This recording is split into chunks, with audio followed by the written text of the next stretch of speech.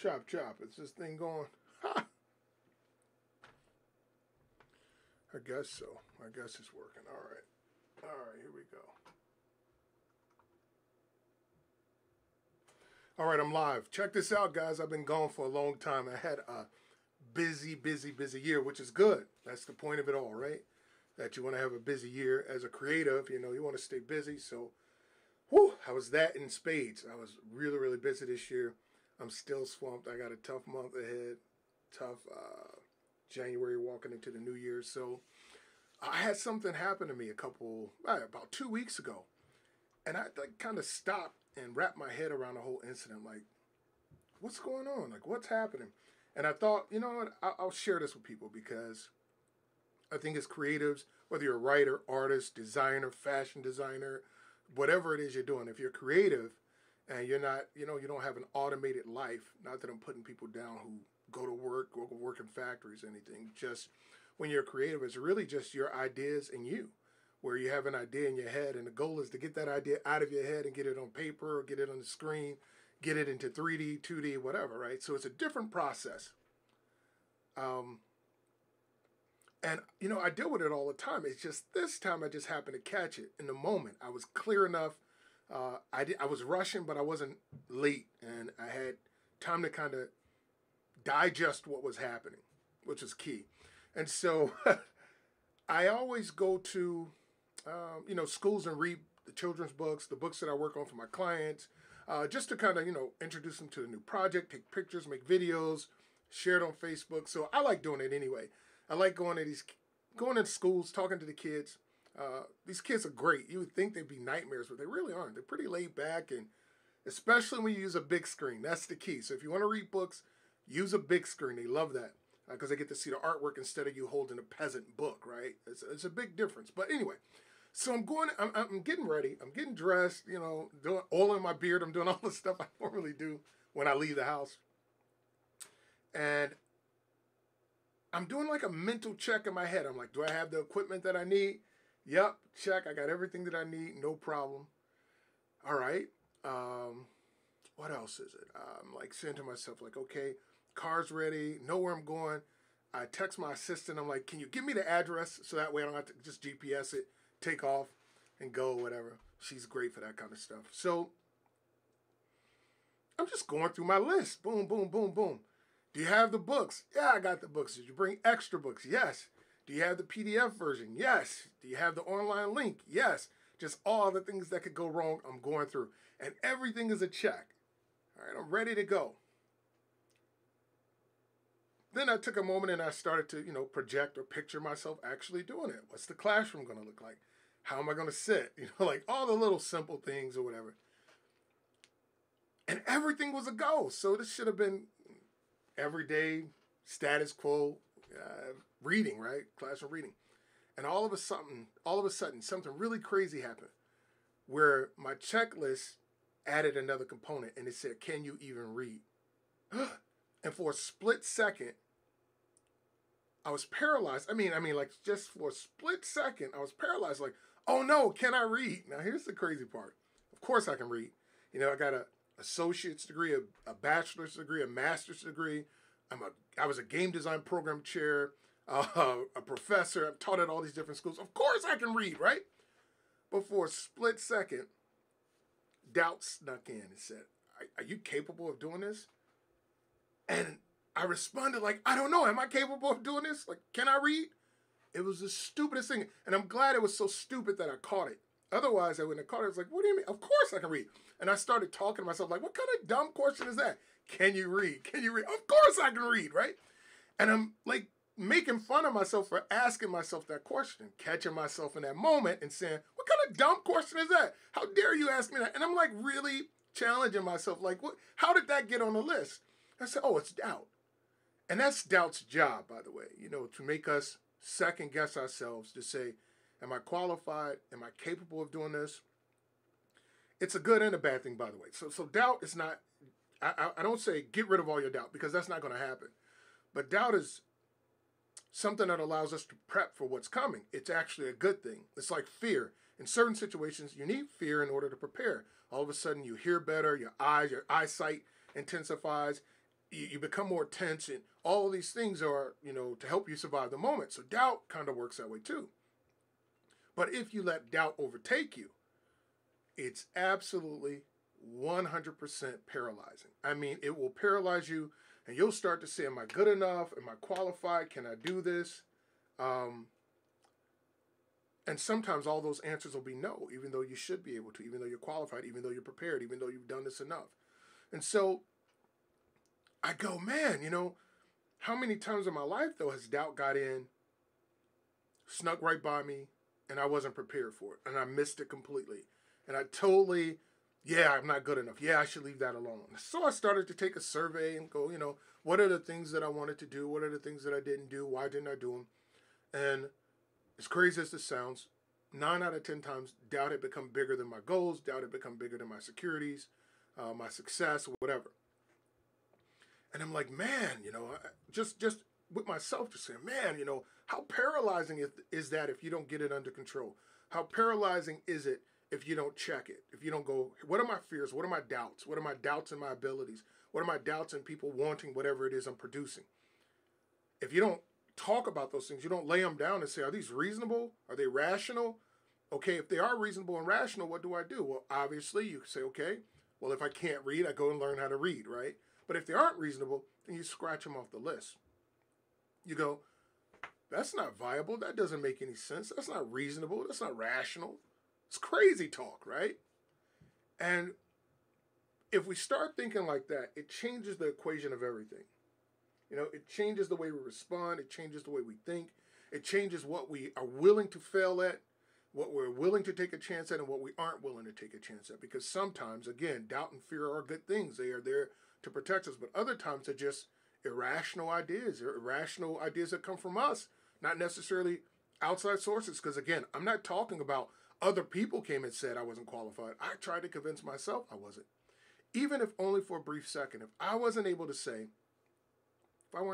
look, let me get this thing under control, man, I could fall into a pit, and never do it again. Because I can think of a couple things even now that I never aggressively went after. My business is doing well. This is my fourth year anniversary of working for myself as a freelance illustrator, and things are going well. It's probably the best year. It is. It's the best year I've had. But there's so much more. And I bridled myself and I pulled myself back because what if this doesn't happen? What if they don't want what I'm offering? This year, crazy story. I know I haven't told you guys this because I haven't been on. I've been busy. But I went to a book event and I was in a lot of pain. My back was hurting. I was like, I don't want to go. And I was like, oh, I won't sell any books. And I don't sell for myself. I sell for my clients. Just, again, to get them exposure, to get their books out in the region that I live in, just to make pictures, et cetera, just a business thing.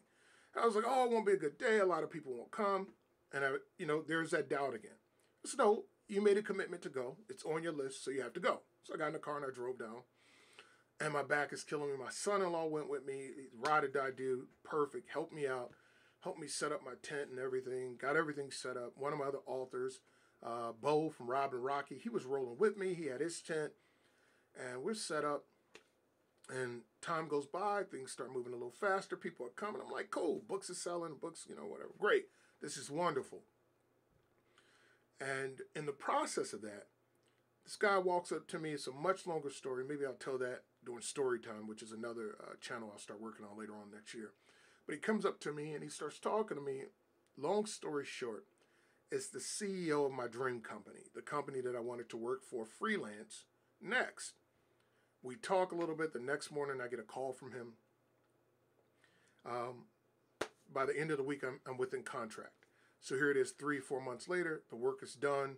Next year, it's coming out. This big project that I worked on is one of my favorite. I love the project that I worked on. The artwork was tremendous. It's the best stuff that I've done to this point. But there was a lot of fear checks along the way. Like, oh, they'll never want my work. They'll never hire me. Or, maybe I need to learn more of this. Maybe I need to do more of that. Maybe I need to wait. As a matter of fact, I told him in a conversation, I wasn't ready. I said, the goal was in 2 years, I was going to bring you this idea. And I'm a half a year out. And he says, now is the time, right? So I had convinced myself it wasn't the time. I had convinced myself I wasn't ready. that it was too early. I needed to do more work. But the reality is doubt has snuck in, and he was waiting for me. He just didn't know it, and I didn't know that he was waiting for me. So sometimes doubt will paralyze us, stop us from moving, stop us from being great, stop us from achieving the goals that we're looking to achieve, doing the things that we want to do. And there really is no barrier. There was never a barrier between he and I, that company and me. All I had to do was reach out to him and say, hey, here I am. Here's what I want to do. Are you interested? What was the worst he could have said? No. But in my head, I scheduled out a 2-year plan. That 2-year plan was what I stuck to. And who knows, at the end of the 2-year plan, maybe I reevaluate and say, oh, it's still not ready. You know, it's still not good enough. I need more time. Let me create this project. And, to be honest, that happens more often than I'd like to admit. So going back to that original thought, doubt can be a tool to help us, but could also be our enemy. And so you have to, what is it you're afraid of? What are you doubting yourself about? What project are you willing to pitch? What project are you willing to work on and sell it to people, or sell it as an individual project, or even a team project, whatever it is? What is it that's stopping you from being aggressive and going after it? Ask yourself, is it legit, or is it just a fear? Like, is it because you're just scared, or should you be going for it? 4 years ago, I didn't know if this would work out. I wanted to freelance. I was tired of doing what I was doing. It wasn't working out the way I wanted it to work out. And I was so frustrated and desperate to get out of that hole that I was like, hey, I don't have time for doubt. Nothing was going to stop me. I just had to do it. And if I failed, I failed. And I think my success that I've received so far, not like I'm, some superstar or anything like that, but I'm able to pay my bills, live comfortably, and do all of those things, take care of my family. But I think the catapulting event was I was so desperate for change, I didn't have room for doubt, right? So it wasn't, I had this great wall of confidence. It was really, I just wanted things to be different. And so I guess as an artist, those are the things we have to focus on. Is your desire for change, is your desire to do something different, is your desire to work in an industry greater than your fears and your doubts? If they are, then you have to chase that. The doubt's going to be there, though. I'd sit in this, I was in a different house at the time, but I'd sit in my office and say, I don't know if this is going to work. And I'd have to keep going. I couldn't stop. I had to traverse. I had to keep going, keep climbing. And so those are like the best things that I've experienced in the 4 years in that department, like overcoming my doubt, my fear of failure, and realizing that doubt can paralyze you. So ultimately, the thing I want you guys to get is, it's going to come, but don't let it control you. I go back to 4 years ago again. I was too desperate to listen to it. And I go back 2 weeks ago when I was going to speak at that school. I was too informed then. I was like, man, I've done this already. Of course I know how to read. But, I know there's somebody out there who's listening to this and saying, hey, that makes sense. I've been paralyzed by my fear. I've been paralyzed by my doubt in myself. Get rid of it, man. The worst that could happen is someone can say no. The worst that could happen, it doesn't work, and then you go on to something else, which goes back to something I talked about before, fear of failure and failing forward. There's absolutely nothing wrong with failing forward. So you think about Thomas Edison. He tries to invent the light bulb, and he does all of these things. He goes 99 times. And then, let's say 999. And then on the 1,000th time, he gets it right. Now, I'm sure those numbers aren't correct, but you guys get the point. Failure is a part of the process to success. It is what it is. There's really no way around it. And doubt is usually a wall that stops us from getting there. But you have to be brave enough and bold enough to run right through it and go from there. So that's it. That's all I got for you guys. I might do another video. I got some other stuff I want to talk about. It's been a long time. So let me say what's up to everybody who's in. James, what's up, man? I see you. Long time. Hannah, hey, how you doing? Timely subject, huh? You know what I'm talking about. Good. Hey, James says, fear is forget everything and run or face everything and rise. Facts. I like that. I went through a lot of that when I was in the Marines. And even when I play sports. Here's a side note. Check this out. I talk to my students in class. So I teach pretty big college in Chicago. Adjunct. I don't do it full time because I have so much work to do. But I love teaching. I love getting out of my office because I'm in here all day, all night working. And I talk to my students, and one of the things I've been asking them is, do you guys ever play sports? Now, these are all 3D and 2D artists. animators, things like that, and they almost always say no. And so I talk to them about the advantages of sports. I get it, but sports allow you to fail and get better, and it's a really good tool for measuring yourself. Right? You may not be the best basketball player, but are you better than what you were 6 months ago, 2 months ago, 3 months? So then you start to build self-esteem and confidence, and then you get better and better. You say, hey, I could beat that guy. I could beat that girl. So you overcome your fear. That's the good thing about sports. It allows you to overcome your fear. So James, I'm agreeing with you 100%, man. Yeah, fear forces you to rise, or you could die trying, right? I'd rather, I was talking about this idea, when I'm 70 or 80 years old, there is no reward for being safe. Nobody wants to hear your stories. Nobody cares about how safe you lived. Nobody's interested in that story. But if you want to write a book that's worth reading, take chances, right? That means you have to overcome your doubt. You have to overcome your fears, and you have to take chances. That means you have to live. And I do it, most of you creatives do it all the time, where you figure out things that I don't know how to do that, but I'll learn. I don't know how to copy that style or take that style and implement it into my style, but I'll learn.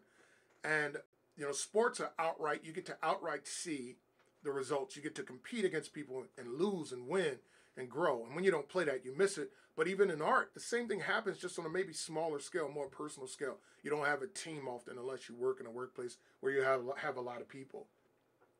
So that's it, man. That's it. I might do another video, but I'm going to come back. I'm going to be ambitious. I'm going to try to do 2 videos a week for all that I didn't do this year. And I appreciate the emails, the IMs from the people who have been checking in, say, hey, man, where you at? Hey, what's up, David? I see you, man. I see you. I'm glad you came back. Forgive me for being gone so long. I've been really, really busy. Oh, you're welcome, Hannah. Thank you, Hannah, for jumping in. So, all right, I'm going to try to do 2 a week. I got so much stuff to talk about. I got a billion stories in my head. So I'm thinking about, I don't know what I should do. So you guys tell me. I have all of these stories that I want to tell because I've lived a life, man. I've traveled, done some crazy things. And the irony is that I settled down and became an artist at the end of it.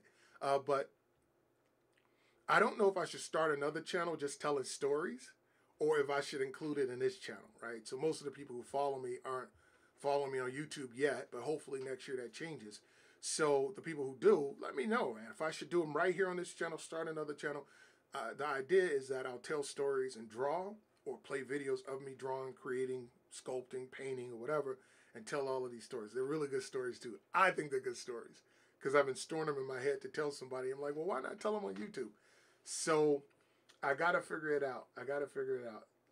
David says included on this channel. Maybe I will, but I don't want my channel to be a hodgepodge of randomness because then people are like, well, what do you do here?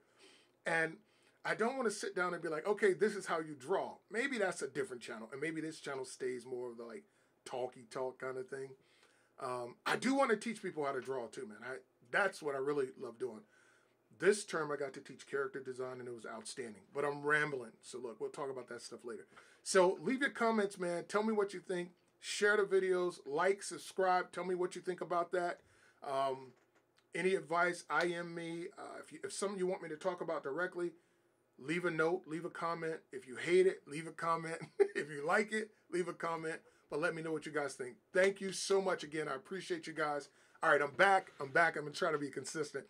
Worst case scenario, at least once a week. At least on Fridays around 1 or 1:30 Central Standard Time. All right, guys? Thank you so much. Appreciate y'all. I'm out.